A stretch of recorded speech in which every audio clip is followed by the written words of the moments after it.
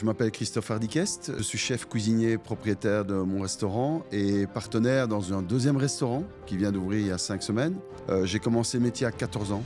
Oui. Comment tu as fait le jump par rapport à... Ça a été une vision en fait. J'ai senti que j'avais quelque chose avec ce métier. J'ai été élevé par une grand-mère qui me faisait... j'étais dans ses jupes tout le temps dans la cuisine, quoi. Mes après-midi, samedi après-midi, je terminais fond de casserole, quoi. J'étais dans la cuisine et je goûtais tout. Ok. J'ai grandi dans un artisanat et je crois que c'était un terreau propice à devenir cuisinier, quoi. Ouais. Voilà. Ça reste encore connu, ça, que les Français sont les meilleurs au monde en cuisine? Les Français sont très bons, il n'y a rien à dire. Pourquoi? Parce que tout ça, c'est dû à l'histoire. Si tu regardes l'histoire, au moment de la révolution industrielle, regarde les pays qui ont fait le choix de la révolution technique et ceux qui ont fait la révolution artisanale. L'Italie, la France, l'Espagne, c'est l'artisanat qu'ils ont choisi. Ouais. C'est pour ça que ils ont cette force de produits, d'artisanat, les jambons, les salaisons, les fromages. Ils ont fait ce choix-là, les Français. Le jeu, c'est de savoir si c'est fast-food, c'est-à-dire que ça vient d'un simple magasin, on va dire, Ouais. ou si ça vient d'une pâtisserie, d'un boulanger-pâtissier. Ok. D'accord? Ouais. Moi, je vais déjà dire, ça, on est au mois de janvier, des framboises, tu m'oublies. La saisonnalité, ça, je goûte pas. Ça, c'est de l'industriel, ça, je suis quasiment sûr. Bah. Ouais, c'est industriel, t'as Voilà. raison. Il y a ces deux-là qui me tentent. Je t'invite évidemment à commenter cette dégustation. Coucou ma biche, le podcast qui dynamite les conventions et nous catapulte dans l'univers totalement fou de ceux qui ont osé rêver en grand avec une énergie contagieuse. On va parler performance, growth mindset, business, lifestyle dans des discussions intenses 100% naturelles. Coucou ma biche est bien plus qu'un podcast. C'est le moment de fiesta entre amis autour du mic où l'on explore toutes les facettes de la réussite et de la performance avec une bonne dose de folie. Préparez-vous à être électrisé par des histoires palpitantes. Let's go!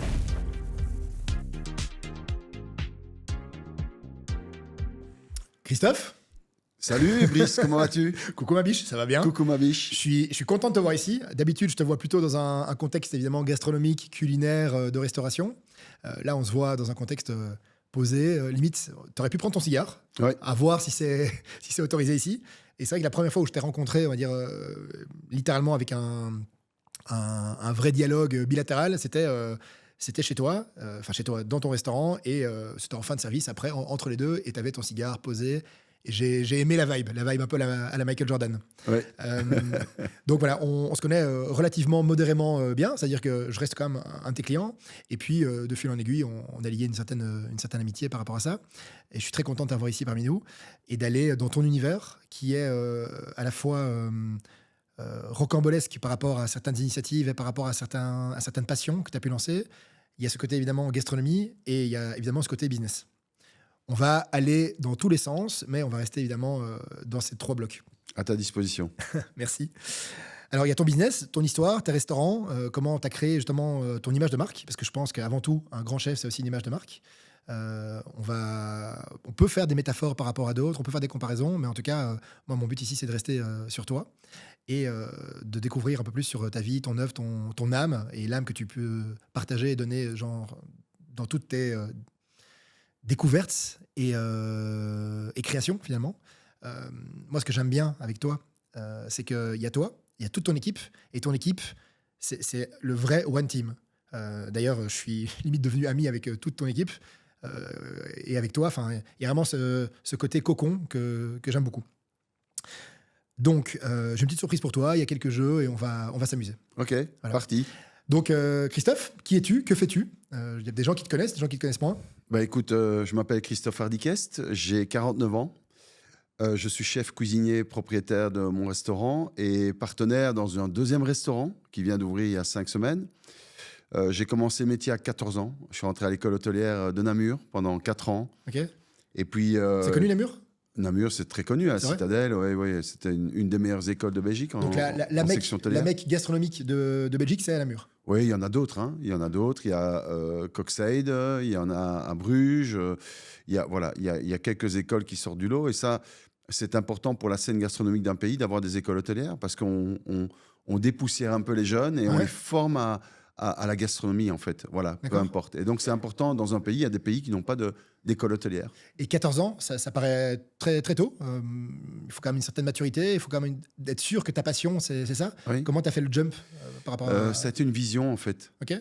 J'ai eu l'impression donc j'allais quand même manger régulièrement avec mon père lorsque mes parents se sont se sont séparés et j'ai senti que j'avais quelque chose avec ce métier. J'aimais bien le contact client, j'aimais manger.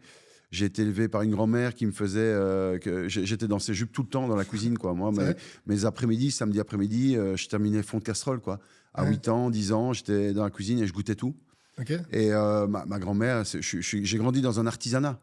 Donc, verger, poules, moutons, pain fait maison, deux porcs par an. Elle faisait ses salaisons elle-même, elle faisait son boudin noir elle-même. Donc, j'ai eu la chance de grandir dans un artisanat. Et je crois que c'était un terreau propice à devenir cuisinier, quoi. Ouais. Voilà. Et si tu veux, il n'y avait pas de hotte chez ma grand-mère. Hein. Donc, moi, je suis né en 1975 et c'était encore une maison d'ouvriers très rudimentaire, mais il n'y avait pas de baignoire, il n'y avait pas de douche, on se lavait à l'évier. Voilà, c'était encore... Oui, bien sûr. Et il n'y avait pas de hotte. Et donc, moi, je me réveillais à 10 h du matin quand j'étais jeune. Je sentais les odeurs monter dans la chambre. Ouais. Et je crois que tout ça, c'était un terreau fertile à mon choix. Et donc, en fait, tu as eu cette curiosité à 8, 9, 10, 11 ans et tu t'es dit, à 14 ans, c'est ça que je veux faire. Oui. C'était quoi ça? C'était parce que tu aurais pu être juste cuisinier, tu aurais pu être sommelier, Oui. je veux dire, ça reste large. J'étais attiré par le fait, je pense, de régaler les autres. Ok. J'avais l'impression que j'étais fait pour ça. Je crois que c'est un don de générosité, régaler les autres. Tu vois. Ouais. Et j'ai eu cette vision, je me suis dit, wow, c'est génial, sans savoir, sans ce qui existe aujourd'hui, ni les émissions Top Chef, ni quoi que ce soit. Donc, on partait dans ce métier comme on allait dans un couvent ou dans un monastère, quoi, tu vois. Et donc, j'ai dit à mon père, voilà, je veux faire l'école hôtelière. Il m'a dit, OK, je vais te trouver la meilleure école hôtelière de Belgique. Il m'a inscrit à 14 ans. J'en suis sorti à 17 ans. J'ai été très vite pour sortir de l'école. Ça a été très facile pour moi. J'ai adoré puisque j'étais passionné. C'est quoi la moyenne logique? C'est 3 ans, 4 ans, 5 ans? 5 ans parfois. C'est 5 ans. Mm-hmm. OK. Et comment tu fais pour aller plus vite? Ben, si tu veux, d'abord, j'avais facile à l'école. Et puis, j'étais tellement passionné que tout a été très... C'était les 4 plus belles années de ma vie. Donc, à 18 ans, à tout juste 18 ans, je sortais de l'école hôtelière. Ouais. Et puis, je partais directement pour les États-Unis. D'accord. Pourquoi? Parce que je voulais sortir de la Belgique, voir ce qui se passe ailleurs. Je me souviens très bien quand j'ai dit à mes parents, je m'en vais parce qu'il y a moyen de faire un stage aux États-Unis. C'était 2 fois 3 mois. J'ai vu ma mère qui a commencé à pleurer. Voilà, c'était encore l'ancien aéroport de Zaventem. On fumait encore dans les avions. Tu vois, c'est une sacrée époque. Et j'ai eu besoin de un peu couper le cordon ombilical, quoi. Même si j'étais à l'internat, bien sûr, ouais. J'ai eu besoin de m'éloigner un peu de mes parents. Et t'as trouvé ton stage tout seul?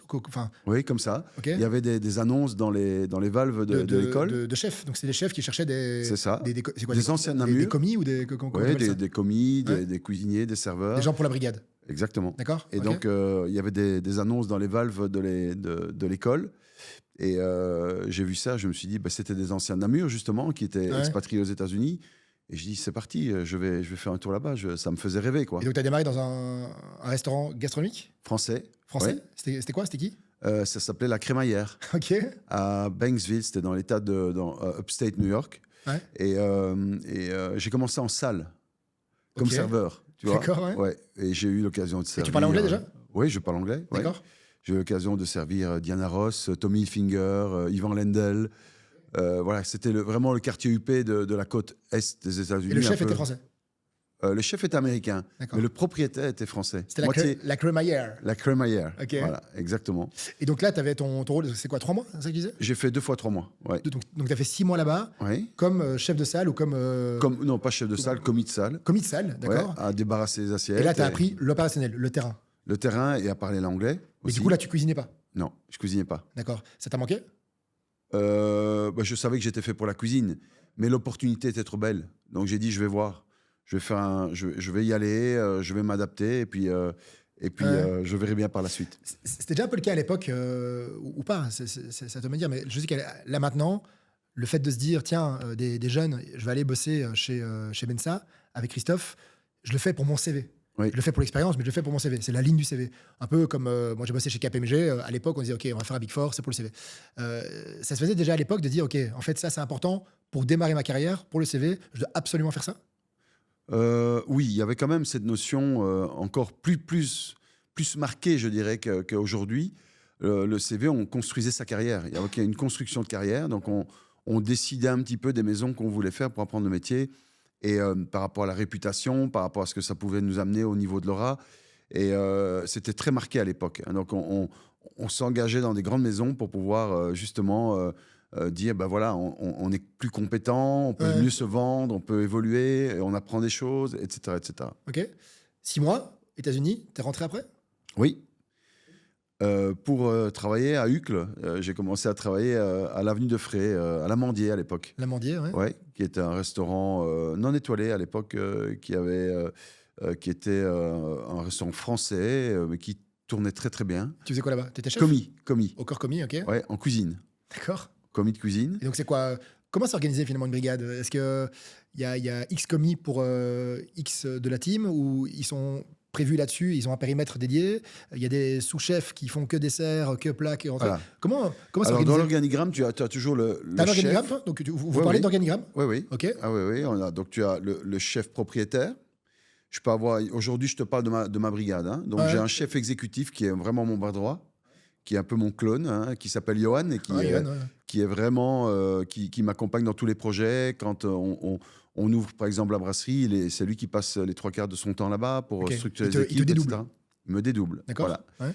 Ouais. Ça, c'est mon chef exécutif, mon bras droit. Puis j'ai un chef chez Mensa, hein, qui s'appelle Romain, que j'ai eu Arnaud, voilà. Et maintenant, c'est Romain qui est le chef exécutif de chez Mensa. Hein, donc, il est en dessous de Johan.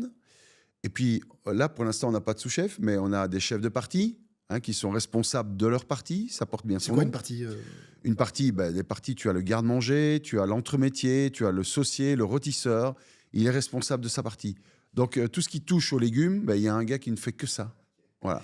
Et quand tu dis ça, ça veut dire que c'est eux qui confectionnent le menu, c'est eux qui font évoluer le menu, c'est eux qui pensent un peu la stratégie culinaire de mois par mois? Alors, c'est moi qui amène toutes les idées, principalement. Enfin, toutes principalement, mais il y a beaucoup d'échanges et de partage. Donc, je laisse aussi à mes hommes l'opportunité de s'exprimer, de s'épanouir. Donc, s'il y a des bonnes idées, on les retravaille ensemble. Et puis, je suis toujours très fier de dire, c'est son idée. Je n'ai pas de problème à... mon ego est au bon endroit et j'ai pas de problème à partager en disant que d'autres ont des idées et qu'il faut les laisser se révéler au travers de la brigade. Donc, en général, j'essaie quand même, moi, d'amener la vision principale. Hein. On regarde la saisonnalité, on regarde les produits un peu à la mode, on se dit, tiens, comment on va travailler ça? Ou bien des produits exclusifs. Tu vois, là, je reviens, il y a une de mes fournisseurs en poivre qui a juste son magasin ici à côté. En poivre? Oui, okay. avec qui j'ai travaillé à Lubumbashi au Congo, et j'ai été goûter ces derniers poivres, et là j'en ai racheté et je vais faire des décoctions, on va faire des tests, voilà. Donc si tu veux, Mensa, c'est un peu un grand laboratoire de création, de recherche et développement où on fait vraiment partager tout le monde, c'est-à-dire à la fois les équipes et à la fois les clients. Est-ce que tu es plutôt intuitif ou réflexif comme chef? Les deux, ça dépend des moments. Ça dépend des moments. Il y a des fois où, tu sais, tu sens tu as une intuition et tu la suis, et puis hop, c'est carton plein. Ouais. Et des fois, une autre intuition peut être un gros flop. Donc il faut accepter, voilà. Donc dans l'intuition, il faut accepter de gagner et de perdre. Et puis dans la réflexion, je pense que des fois, quand j'ai besoin, que je sens que c'est un peu instable, etc., je m'isole en général. Ouais. Et là, je réfléchis. Est-ce que tu as un côté un peu obsédé parfois, typiquement, là tu parles de poivre, mais est-ce que tu peux te dire le samedi matin, ok, ce soir, je dois absolument avoir ce poivre-là, et tu te dis non, je suis fermé, et tu dis non, en fait, je veux ce poivre-là, et ça reste dans ta tête? Ouais, ouais, je suis dans l'obsession. Ouais. On peut dire ça. Qu'est-ce qui se passe quand tu n'arrives pas à avoir le produit que tu veux? Tu fais quoi? Tu pètes un câble? Non, je suis soit patient, mais je me débrouille pour l'avoir. Ouais, okay. Mais tous les moyens nécessaires. Même si c'est un détail. Oui. Okay. Oui, c'est l'obsession. C'est ça qui fait Le diable est dans les détails. Le diable est dans les détails. Le diable s'habille en Prada aussi, ce qui n'a rien à voir. C'est ça qui fait que le talent, finalement, touche le succès et reste créatif. L'obsession d'une vision, hein, comme on l'a dans la tête, il faut aller jusqu'au bout. Voilà. Parce que je crois que c'est où d'autres s'arrêtent, je veux continuer. Ouais. Tu vois, c'est ça, c'est cette obsession de se dire, tant que je n'ai pas atteint le résultat escompté, ben, j'y vais, quoi. Je travaille, s'il faut travailler 3 heures de plus, je travaille 3 heures de plus. Donc toi, voilà. On dirait, de ce que tu me dis, c'est que ton succès se trouve dans l'extra mile. C'est l'extra mile que tu fais.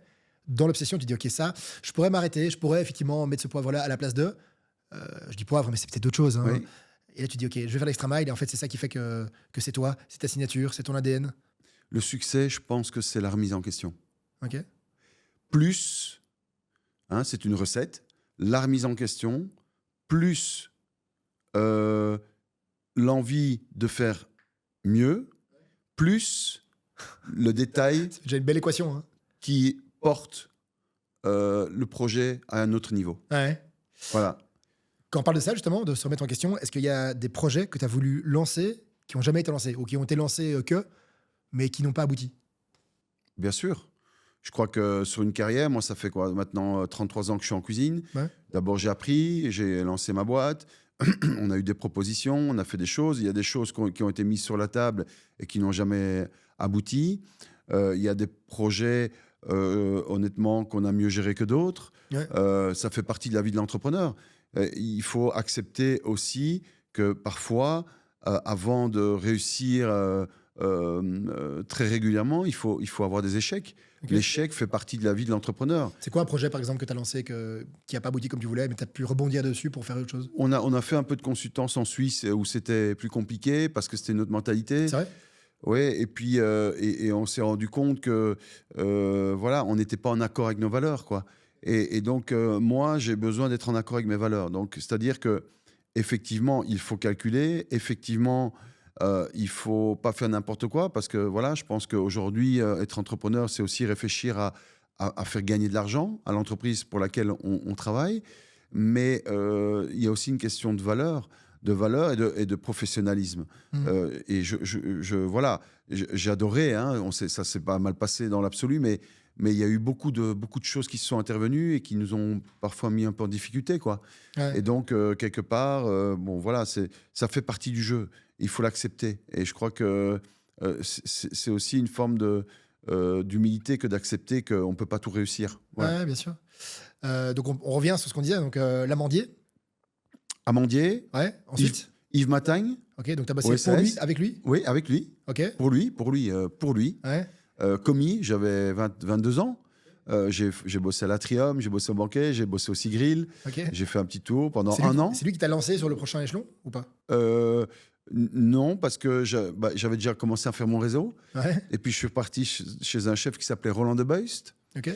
Roland de Beust, qui était un chef très en vue à l'époque, étoilé à Nosegem, qui a fait le Bocuse d'Or. Tiens, tu me parlais de concours.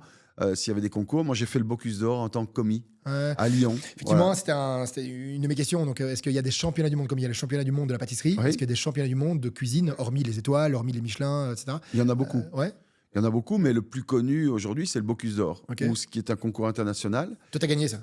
On a fait deuxième. Okay. Avec mon chef. Ouais. J'étais commis, donc c'était mon chef qui était mis en avant. Donc c'est quoi? C'est Paul Bocuse qui a... Qui organise. Qui a créé le label, c'est ça? C'est ça. Okay. Paul Bocuse qui a créé le label, ça se passe à Lyon.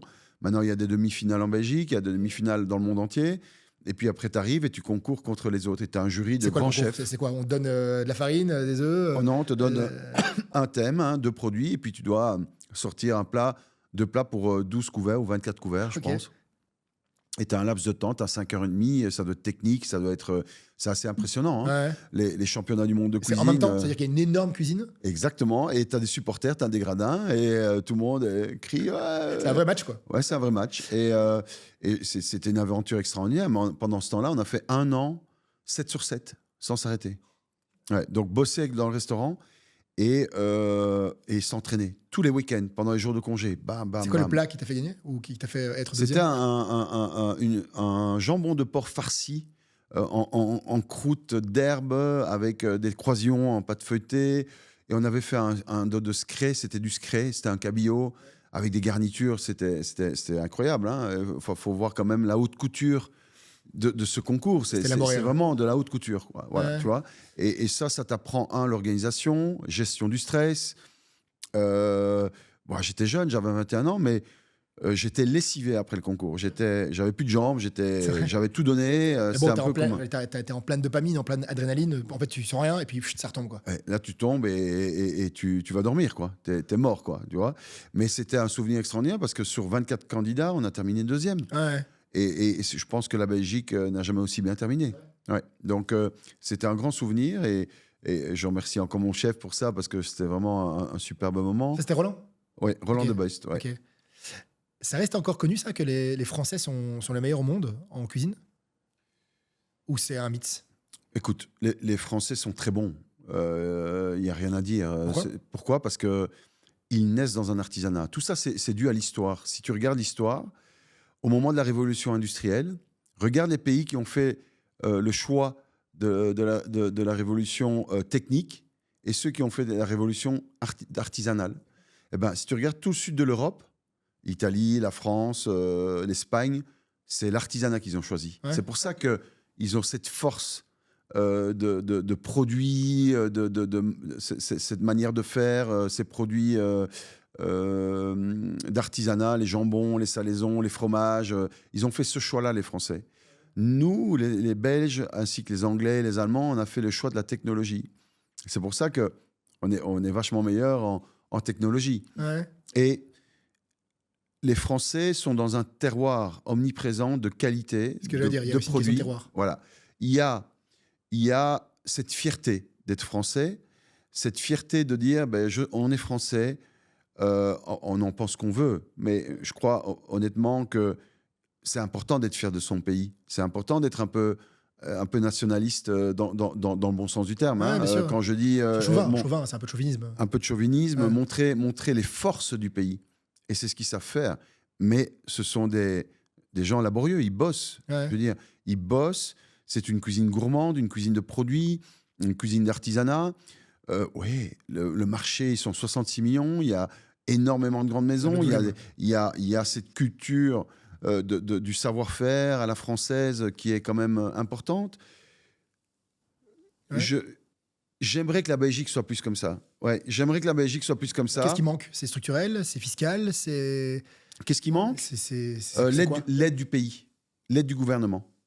Tu regardes l'exemple, tu regardes le Danemark, il y a 10 ans, il y avait rien qui se passait au Danemark. On mangeait des hot dogs et des smørbrød.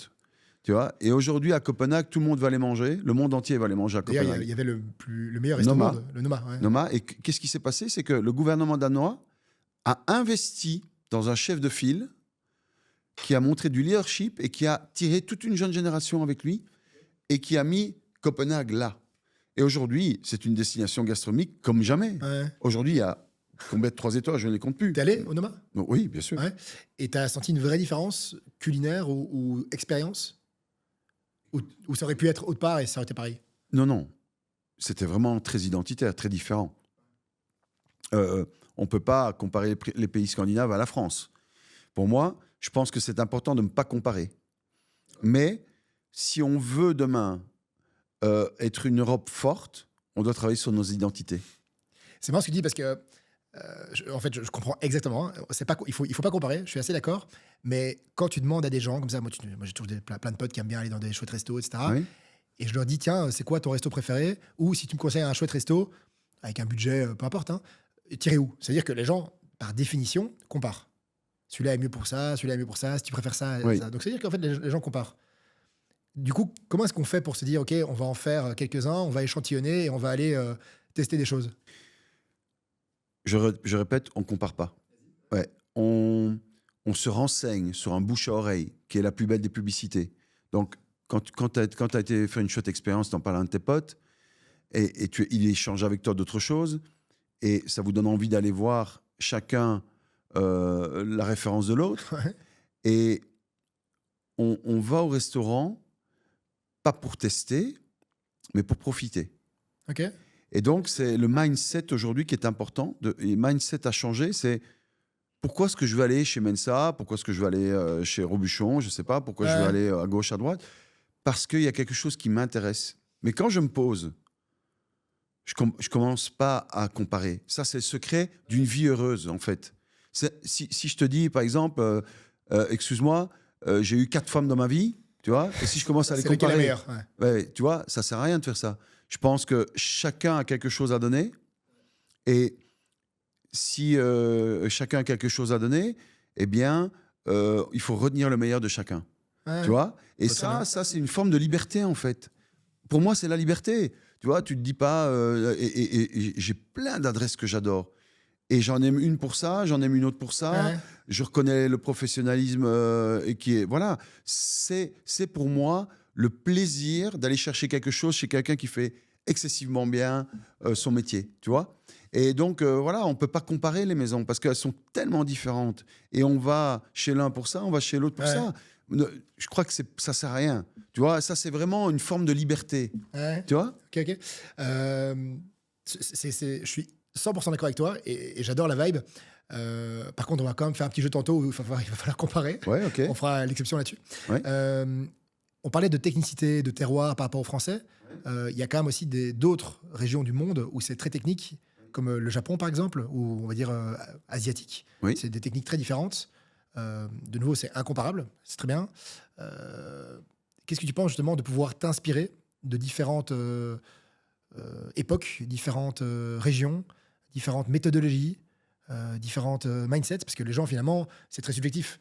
Moi, j'ai passé un excellent moment chez Mensa. J'ai fait des découvertes, j'ai fait une expérience, j'ai passé un très bon moment.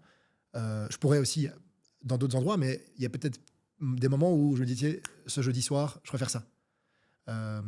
Mais toi, justement, dans ta conception de la cuisine, comment tu vois justement les mix, les échanges? Important de voyager. Un cuisinier doit voyager pour plusieurs raisons. Découvrir, s'inspirer, se rendre compte qu'il y a des bonnes choses dans tous les pays du monde. On vit une époque extraordinaire au niveau de la créativité. C'est génial ce qui se passe. Tu vois, Ouais. moi, je trouve les fusions, certaines cuisines fusions, c'est top. Et tu sais ce que je fais, moi, quand je voyage dans un pays? Les 3 premiers jours, je me pose, je vais dans une famille, cuisiner à une famille, ou bien dans un restaurant. Je vais faire le commis, je vais observer, tu vois. Et je reste 2 jours, et j'apprends à faire des tortillas au Mexique, j'apprends à faire des feuilles de riz au Vietnam. Donc, de nouveau, artisanal. Ah oui, ah oui. Donc, c'est important de ramener des idées de ces voyages, de la technique, de la réflexion, des inspirations. Ah, c'est topissime, quoi. Ok. C'est vraiment topissime. Quand tu te fais coter par des institutions, pour les étoiles par exemple, donc chez Bonbon, il y avait 2 étoiles. Là, chez Mensa, tu as dû recommencer à 0, on va dire. Tu en as une. C'est quoi les cotations, selon toi, qui devraient être prises en compte pour justement donner des nomenclatures et des configurations au restaurant? Donc, tout d'abord, il faut savoir que, effectivement, la reconnaissance, telle qu'elle soit, que ce soit Michelin, le Gotemio, le 50 Best, We Are Smart Légumes, tout ça sont des reconnaissances qui sont faites par des personnes objectives. Et je crois que, honnêtement, elles sont importantes. D'accord. Je vais te dire pourquoi. Parce que souvent, tu es jeune, tu démarres ton restaurant. Et si, en dehors du consommateur qui t'aide et qui fait tourner le bouche-à-oreille, mais ça permet de te faire mettre en lumière. On a besoin, au démarrage de l'ouverture de ce restaurant, d'être mis en lumière. Donc, c'est plus du marketing que de... Non, c'est plutôt du référencement. D'accord, ouais. Pour moi, c'est du positionnement, en fait. Ouais, c'est du référencement qui, normalement, doit rassurer les consommateurs, d'une part, parce que quand tu arrives dans une ville que tu ne connais pas, comment veux-tu te rendre compte des bonnes adresses si tu n'as pas un minimum de référencement? C'est un détail, à part 1 ou 2 potes qui ont déjà voyagé avant toi dans la région, qui te disent tu dois aller absolument manger là, tu dois faire ça. Il y a le référencement de bouche à oreille, des copains journalistes, etc. Ouais. Mais on a besoin d'un référencement. Moi, je crois que non seulement on a besoin d'un référencement, et puis ce qui permet aujourd'hui au métier de sortir un peu du lot, c'est cette créativité qu'il y a autour de la cuisine. Tu vois, le Michelin, le Gotemio élève les jeunes chefs, tu vois, ils ont besoin d'être reconnus. On a besoin d'un peu de reconnaissance. Voilà. Et bon, moi aujourd'hui, à la veille de mes 50 ans, j'en ai toujours besoin, évidemment, mais je suis plus posé. J'essaie quand même de me concentrer sur la relation client, tu vois, et de leur faire vivre un truc qu'ils n'ont pas ailleurs, voilà, tu vois. Et ce réseau, ce lien qu'on crée, eh bien, aussi fait le reste autour de toi, au niveau du bouche à oreille, tu vois. Parce que du coup, il y a des chefs qui ont leur image de marque, qui ont ce référencement. Parfois, c'est peut-être un peu exagéré. Rebouchon qui a, je crois, plus de 40 étoiles en tout. Enfin, est-ce qu'il y a un moment, c'est gérable pour Joël? Maintenant, il est décédé. Il conserve. Voilà, c'est son projet. C'était un projet phare avec les ateliers. Et je crois que il a toujours été bien entouré. Et je crois qu'un chef de cuisine créatif, aujourd'hui en 2025, doit se faire aider, doit se faire entourer. Entourer, ok, d'accord. Ouais. J'entends par là, tu sais, mon métier, c'est la cuisine, c'est la créativité, c'est trouver des idées, c'est être un peu en avance sur la demande de la clientèle. Ce qui m'emmerde, c'est la gestion, c'est gérer les paiements en retard, c'est ceci, ça m'emmerde, ça te brouille la tête. Ça te pollue la tête. Ouais. Et donc, aujourd'hui, ce qui est important, c'est, par exemple, Robuchon a toujours été entouré, parce que c'est l'un des plus grands chefs au monde, il est tombé sur les bonnes personnes, il a les bons chefs, et c'est normal ce qui lui arrive, ce qui s'est passé. Alors, voilà, je pense que comme partout, il y a des ratés, et je pense que comme partout, il y a des difficultés, et on éteint les incendies un peu à gauche, à droite. Mais ce sont des réussites qui sont dues aussi à l'image de la France. Parce que voilà, tu as Ducasse, tu as Robuchon, tu as quand même Yannick Aleno qui est un ami. Je veux dire, ce sont quand même des gens qui ont le potentiel grâce à leur pays. C'est ce qu'on disait tout à l'heure. Parce qu'il y a la fierté du pays, il y a cette fierté française. Culturelle aussi. Culturelle. Et donc, ils savent se vendre. Ouais. Si toi, tu te fais faire plus qu'un resto dans ta ville, entre Pic, Rebuchon, Yannick, etc., enfin, tout ça, t'irais où? J'irais chez Paul Perret, à Shanghai. Ok, je connais pas. Non, tu connais pas? C'est un repas immersif, ça s'appelle Ultraviolet. Ok. Voilà. Donc, quand tu manges des huîtres, tu as une odeur d'iode et tu entends la mer quand tu manges. Ah, c'est en 4D, quoi. Ouais, c'est un 4D, c'est un repas immersif. Alors, Paul Perret, que je connais très bien, j'aurais dû aller là à Shanghai avec mon fils avant le Covid, et puis le Covid est arrivé, donc on a du tout annulé, mais ça reste un de mes fantasmes, parce que je trouve que au niveau de la créativité, au niveau de l'immersif, c'est assez génial, parce que ça crée une dimension supplémentaire. Non seulement que le chef, c'est un 3 étoiles en plus, hein, mais non seulement le chef est super doué, t'es un grand chef, très sympa, voilà, et il a développé ça. Il a voulu le faire à Paris, et là, c'était peut-être un peu trop pour Paris à ce moment-là, quand il a voulu le développer, je pense, si mon souvenir est bon. Et il l'a fait, c'est pour ça qu'il l'a fait en Chine, à Shanghai. Et donc, il est arrivé là-bas, il a fait 0 étoile, 1 étoile, 2 étoiles. Oui, exactement. C'est progressif. Et donc là, il cartonne. Ouais. C'est pas un peu limitant, les 3 étoiles? On ne devrait pas faire 4 ou 5 étoiles? Non, écoute, ça c'est leur classement. Moi, après, je pense que voilà, 3 étoiles, c'est une reconnaissance internationale, et ça, tu sais, ça, les jeunes chefs en rêvent, quoi. Tu vois, et ça c'est important. Tu vois tes confrères, c'est-à-dire les autres chefs, prenons la Belgique, comme des concurrents, des partenaires, comme des collègues. C'est quoi la relation que tu as avec eux, et comment est-ce que tu partages? Alors, c'est vrai que souvent on a la tête dans le guidon. Moi, j'ai envie de te dire que d'abord, ce sont des collègues, hein, mais oui, on partage, on fait le même métier. Vous voyez parfois, genre, vous appelez à 5-6 et vous allez... régulièrement, on s'appelle. Une petite taverne, et puis... Oui, ça arrive. Ou bien on se voit dans les regroupements des grandes tables du monde en France. On se voit au lancement du guide, dans des events. On fait le même métier. Donc, moi, je dis souvent... concurrence, non, ça sert à rien. Soyons forts ensemble, quoi. Tu vois, c'est de se dire, et même si consommateur blablate, tu vois, moi je fais pas attention à ça. Parce que s'ils le font d'un collègue chez moi, ils le font de moi autre part. Donc il faut vraiment être au-dessus de ça, et se dire, il faut avoir du respect pour tout le monde dans le métier. Du mec qui fait des durum au gars qui a 3 étoiles. Tu vois, et ça c'est important. T'as déjà fait un durum chez Mensa? Non. Revisiter? Non, mais j'ai un copain qui me demande de lancer un projet avec ça. Le durum? Hein? De pita. Oui. Ok. Il va rigoler mais chaque chose en son temps. Je crois qu'il ne faut pas tout mélanger. Moi, j'ai besoin aujourd'hui de structurer, de poser mes boîtes. On peut faire 10 000 projets. Après, il faut encore vivre un petit peu à côté de ça, tu vois. Ouais, c'est clair. Voilà. La bonne balance. Exactement. Je vais demander à mes assistants, à mon assistant, de ramener des petits éléments à déguster. Ouais. Le jeu, c'est de savoir si c'est fast-food, c'est-à-dire que ça vient d'un simple magasin, on va dire, ou si ça vient d'une pâtisserie. D'accord ? Ça vient d'un boulanger-pâtissier. Ok. D'accord ? Ouais. On va déguster ensemble le temps que Chouette. j'arrive. Bon. Entre-temps, est-ce que ça serait une idée de faire des Jeux Olympiques, une expérience culinaire? C'est-à-dire, par pays, on va défendre les couleurs du pays, et tu prends, toi, ta team, avec qui de droit, David Martin, avec 4-5 gars qui représentent la Belgique, et faire des compétitions nationales. C'est marrant, ça. Ça serait marrant, ça serait fou. Ouais, c'est marrant. Et je suis sûr que ça serait suivi. Ouais, certain. Ok. Ouais, je pense que c'est une bonne idée. Pourquoi c'est ça ton existe idée? pas? Je viens d'y penser. On peut créer ça? On peut créer ça. Moi, je pense que ça peut être super marrant. Ouais. Les Jeux Olympiques de bouffe, quoi. Les Jeux Olympiques, c'est juste un côté Coupe du Monde, tu vois. Oui, Coupe du Monde. Ouais. Ça pourrait être marrant. Ok. Et est-ce qu'il y a des chefs, est-ce que tu as des anecdotes d'autres chefs que tu as rencontrés? Soit tu pensais qu'ils étaient horribles, imbuvables, et en fait, tu es devenu pote avec eux, ou le contraire. Tu t'es dit, ok, ceux-là, je veux pas du tout être comme ça.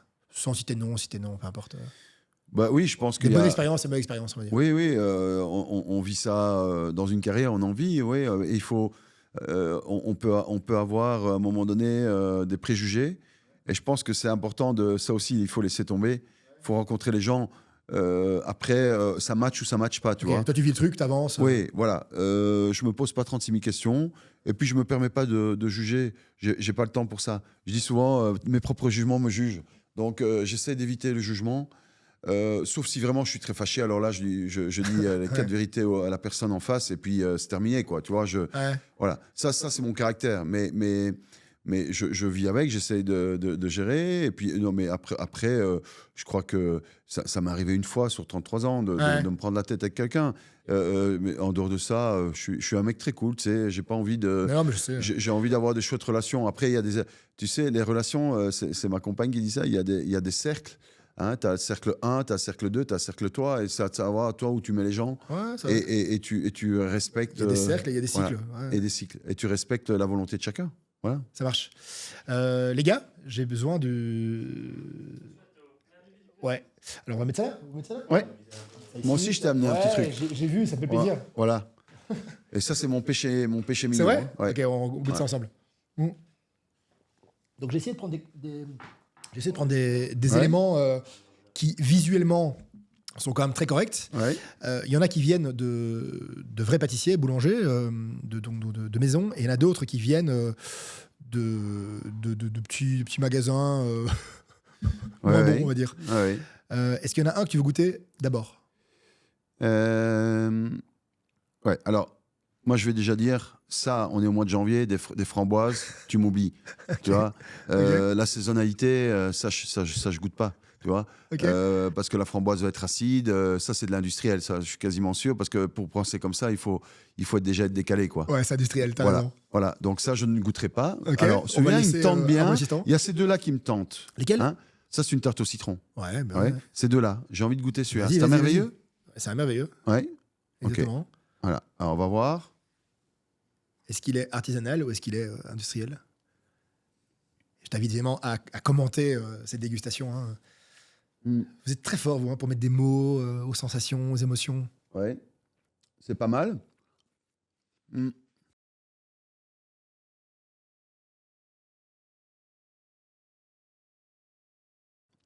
peu trop sucré. Ouais, c'est pas moi qui l'ai fait. Non.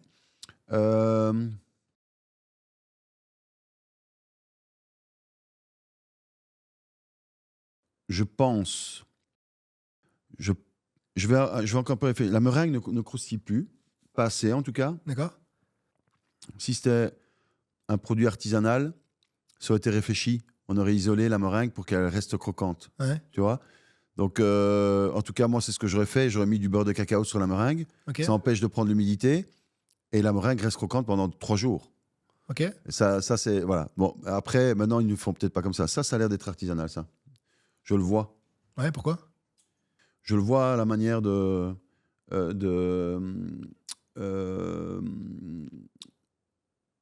à la forme du cookies, aux noisettes, etc. Quoi, le cercle est pas... Mm.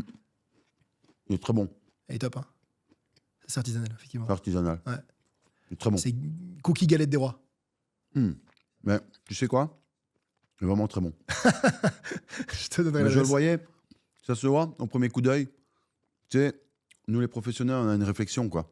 Ça, c'est comme là-bas. C'est des fonds de tarte pré-cuits.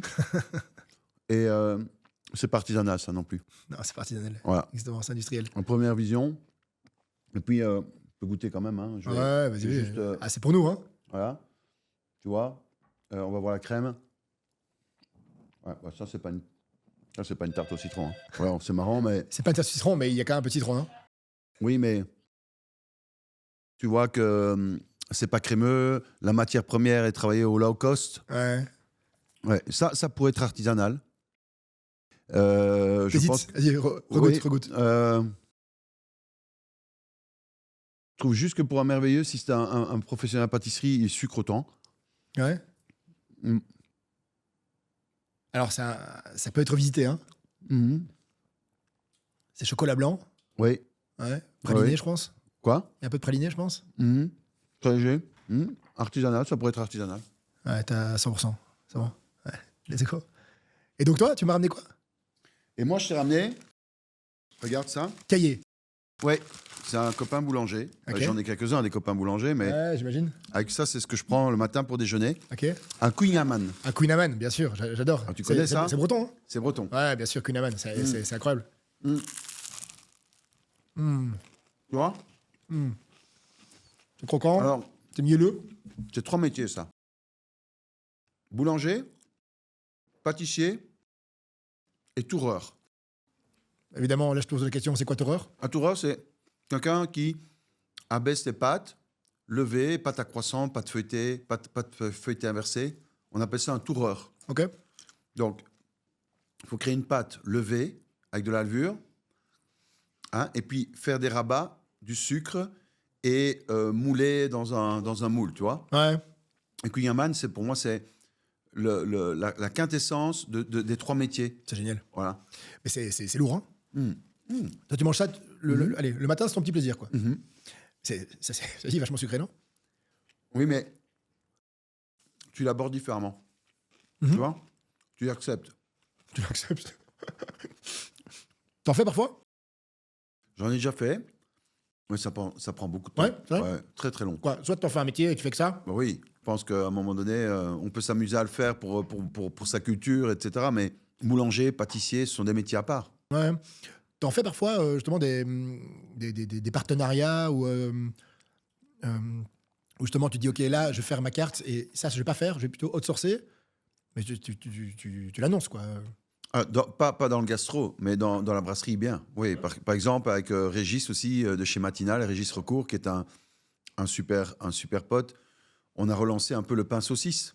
C'était mon idée. Ça vient de l'Avisance, tu vois. OK. Tu connais l'Avisance à Namur? Pas du tout. Le nom d'Avisance, ça vient de aviser. Hein.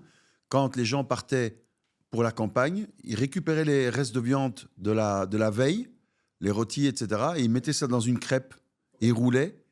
Et on appelait ça une avisance. C'est une empanada. Hein? C'est comme une Oui, empanada. mais on faisait ça dans une crêpe. Et c'est comme ça que le pain saucisse est né, en fait, l'avisance. Voilà. OK. Hein. Ouais, c'est de cette histoire namuroise, principalement. Et l'avisance, avec Régis, on l'a retravaillé. OK. Avec du boudin noir et de la pomme et du gingembre. Et l'autre, un boudin blanc. Boudin une noir, saucisse, pomme, gingembre. Saucisse pickle, je pense qu'on a fait, etc. Il fait ça dans une brioche. Et aujourd'hui, on a relancé le pain saucisse, quoi. Mais le vrai, pas celui de l'autoroute, hein, pas celui de chez Total, quoi. Tu vois ce que je veux te dire? Qu'est-ce que tu penses justement de ces thématiques, de ces aliments un peu plus fast-food, donc tacos, crêpes, gaufres, qui sont justement upskillés, qui glow up et Oui. qui sont mis sous un autre état. Ah, moi, j'adore. Je trouve que c'est important de... c'est le rôle créatif. Tu vois, c'est ce qu'on disait, la créativité, elle peut être partout. Et donc, si demain, on arrive à upgrader dans une qualité qui n'est pas fast-food, hein, mais avec un savoir-faire, il faut s'amuser, il faut créer des concepts. Je crois que ça, c'est génial. Upgrader une gaufre, le pain saucisse, voilà. J'aime l'idée de mettre la créativité au service des projets comme ça. Ok. Moi, j'ai un coup de cœur chez toi. Je crois que tu le sais d'ailleurs, je t'ai déjà dit. C'est ton américain. Oui. Ton américain qui était un de tes plats phares, d'ailleurs, je pense pas en Covid ou avec une histoire comme ça, je pense. Mais moi, j'étais venu la première fois chez Bonbon. Et de tous les 10 ou 12 plats, j'étais subjugué par l'américain. C'est con, parce qu'il y avait d'autres tueries à gauche et à droite, avant et après. Mais ton américain, moi je suis fan américain, mais était exceptionnel. Est-ce que tu as d'autres plats que tu subjugues, que tu maîtrises? C'est vraiment ta signature. Il y a que toi qui fais ça. Oui, il y a plein d'autres plats. Je pense que après, si je dois parler d'un plat signature, j'ai mon bijou d'huître. Tu sais, c'est une manière de faire un sushi d'huître et de déposer ça sur une crème avec des gelées de vodka tonique et concombre menthe. Ouais. Tu vois, il y a que moi qui fais ça. Il y a le chicon gratin à revisiter, tu sais. Ça devient un must et on le sert tout le temps parce que les gens sont fans de ça. Voilà, il y a quelques plats comme ça. Quand on fait nos fougasses, tu vois. Les fougasses, bien sûr. Ouais, on fait des fougasses un peu spécifiques, tu vois. Ok. Et les gens en mangent quasiment une par personne, quoi. Tu vois, il y a des choses comme ça que ce qu'on a fait. Moi, j'aime aussi l'identité dans le pain, par exemple, ou dans des préparations comme une côte de veau cuite en croûte de sel et de foin. Ouais, ça j'ai mangé, je crois. T'avais mangé ça? On a fait aussi... c'est autre chose, un truc que t'as cassé devant moi. C'est celle-là? C'est ça là, ouais. C'est ça, hein? On a fait aussi un foie gras en tuile d'argile qu'on a fait pendant des années. On cuit un foie gras entier dans une tuile d'argile, dans de l'argile. On a fait un bar avec des coquilles d'huîtres broyées.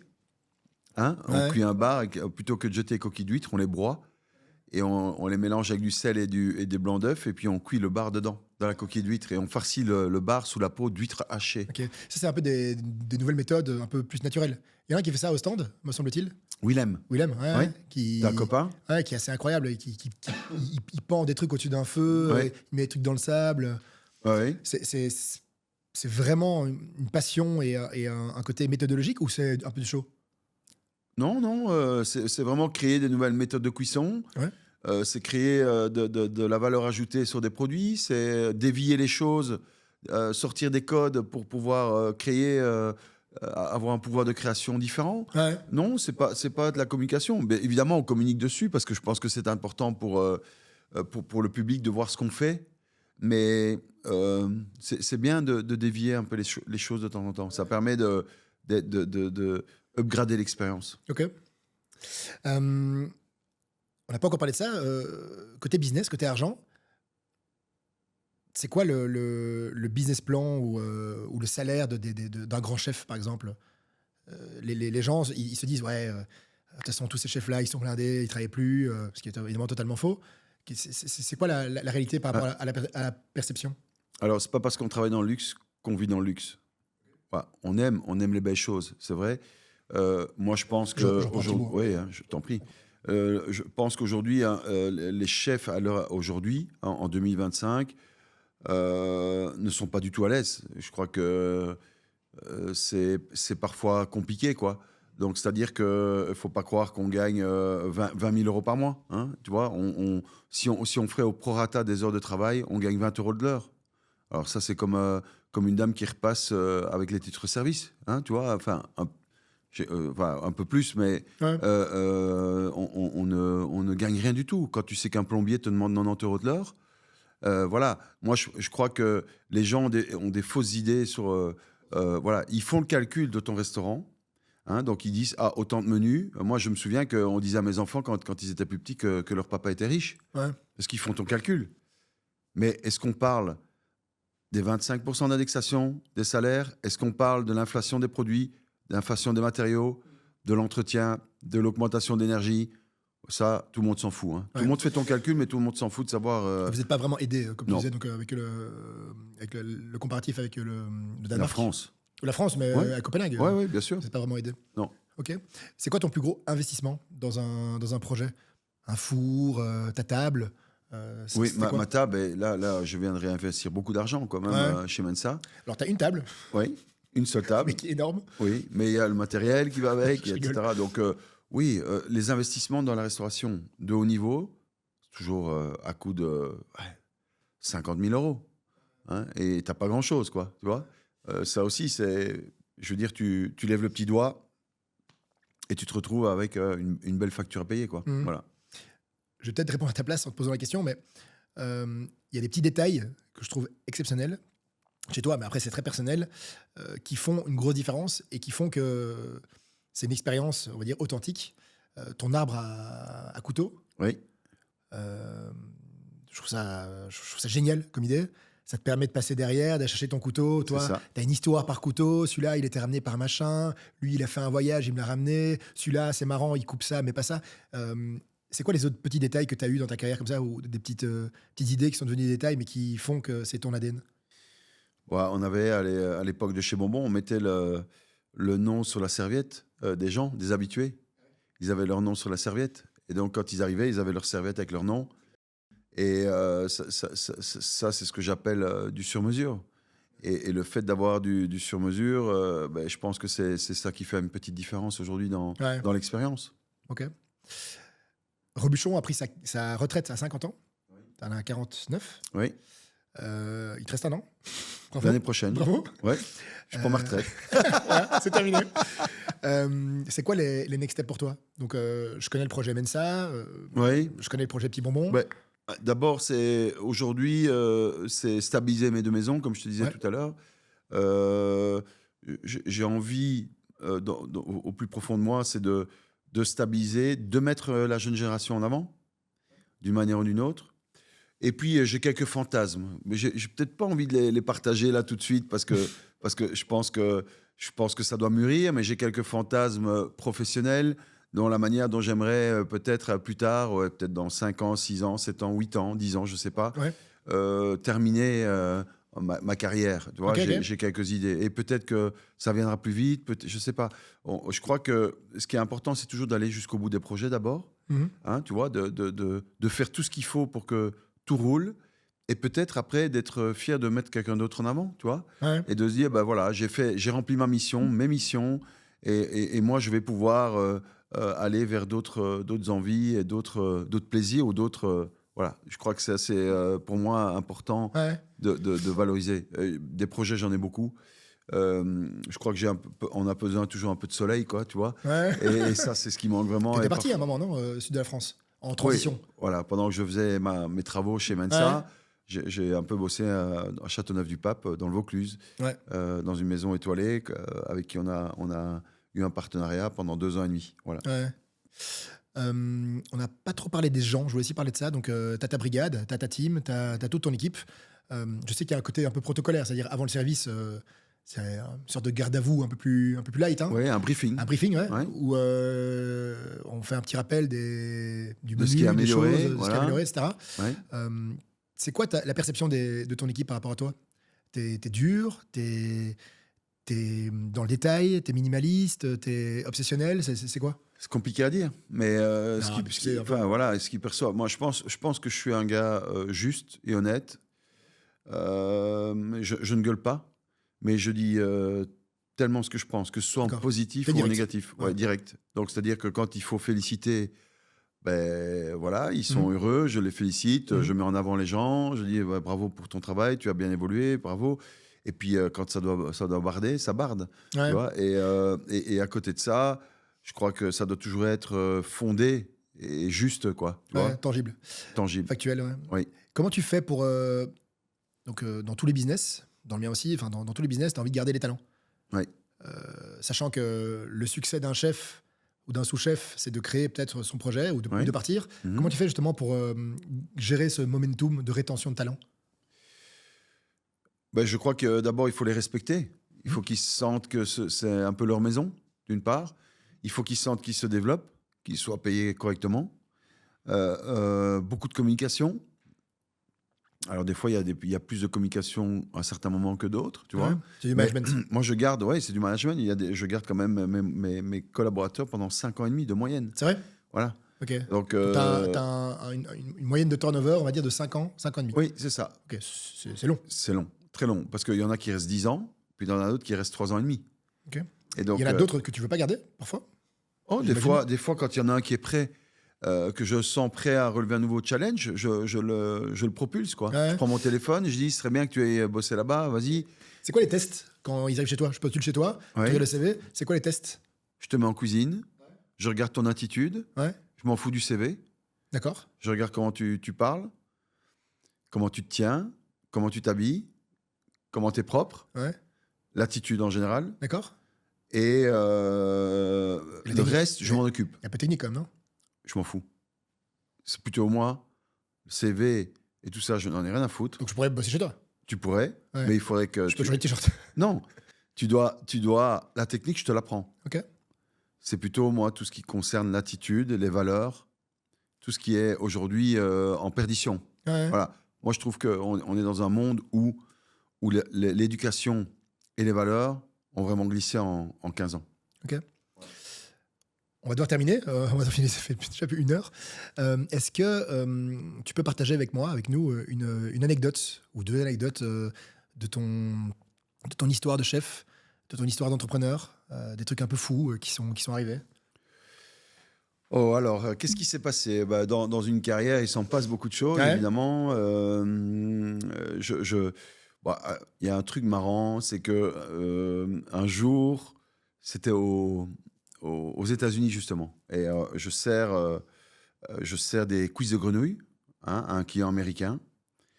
Et à 2 clients américains, je pense qu'ils étaient 2. Très français, donc, très old school français. Ouais. C'était cuisses de grenouille à l'ail, au beurre à l'ail, etc. Mais on met le rince-doigt, tu sais, avec...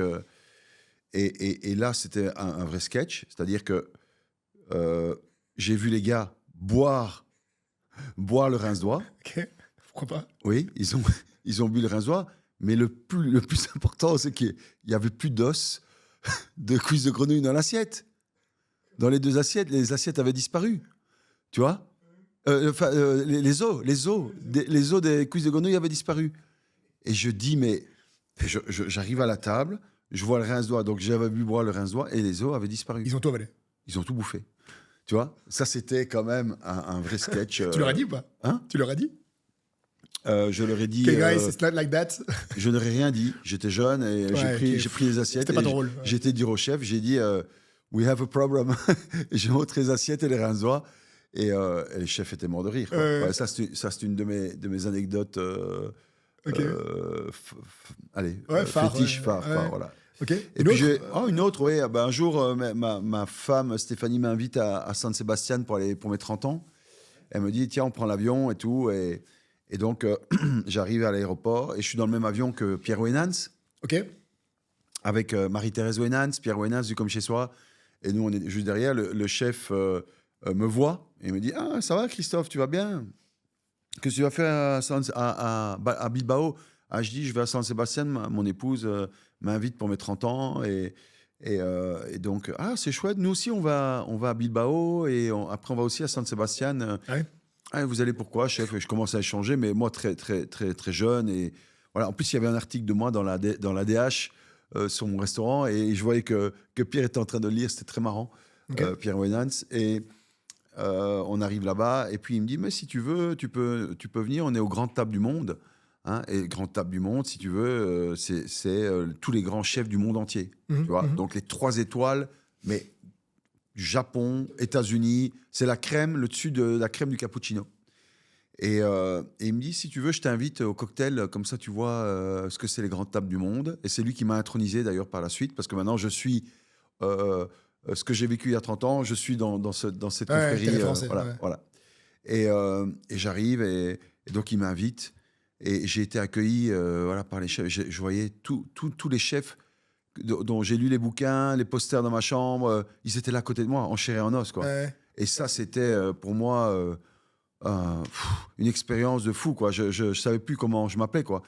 Le plus beau cadeau que j'avais pu recevoir, bien en dehors du restaurant, etc., de voir Thomas Keller, tous les grands chefs italiens, tous ces chefs ensemble, de l'Allemagne en passant par tous les pays du monde, quoi. C'était impressionnant, quoi. Ça, c'était ton moment prime, un peu ton moment le top de ta carrière, hein. C'était un peu comme si on m'avait donné 3 étoiles, quoi. Tu vois ok. Voilà, c'était un peu un moment surréaliste. Et surtout que j'étais jeune, j'avais 30 ans, donc quand tu as 30 ans, tu es très sensible, ça faisait 3 ans que j'avais ouvert mon restaurant, tu vois, donc j'étais encore un peu fragile. Et tout est important à cet âge-là, tu vois. Donc, voilà, c'était génial, quoi. C'est cool. On va devoir clôturer. Avant de clôturer, est-ce qu'il y a un moment de partage? Est-ce que tu veux partager quelque chose?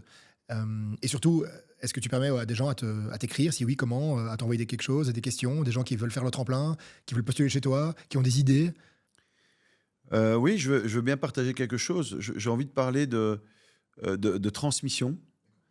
Je suis un chef qui transmet énormément. Pour moi, la transmission est une des valeurs essentielles de la vie. Ça permet à un moment donné de pouvoir donner une partie de soi à des gens qui s'intéressent à toi. Et que ce soit pas que technique, c'est philosophique, c'est éducationnel, hein, la transmission, comme avec nos enfants, on essaie de transposer nos valeurs, qu'elles soient professionnelles, éducationnelles ou techniques. Donc pour moi, ça, la transmission est une de mes grandes valeurs principales. Et j'aime voir que les gens évoluent, en fait, et de me dire, bah, tiens, j'ai fait mon boulot, j'ai fait ma partie du job, parce que je les vois se construire à mes côtés, et je sais que je leur donne à la fois tout ce qu'il faut, et la force, et le côté positif, parce que transmission, c'est super positif. Et j'essaie d'avoir le bon schéma pour pouvoir leur ramener un maximum de choses, pour leur faire gagner du temps, en fait. Mais voilà. Tu le fais super bien. Honnêtement, moi, ce que j'adore, c'est quand tu viens expliquer tes plats après, avant, avec ton équipe, etc. Tu viens, t'expliques, tu parles de l'histoire de ce qu'il y a dans l'assiette, etc. Et en fait, ça se ressent à fond. Voilà. Donc c'est génial. Voilà, ma biche. Christophe, merci, ma biche. Merci à toi, je te fais un câlin. Avec plaisir.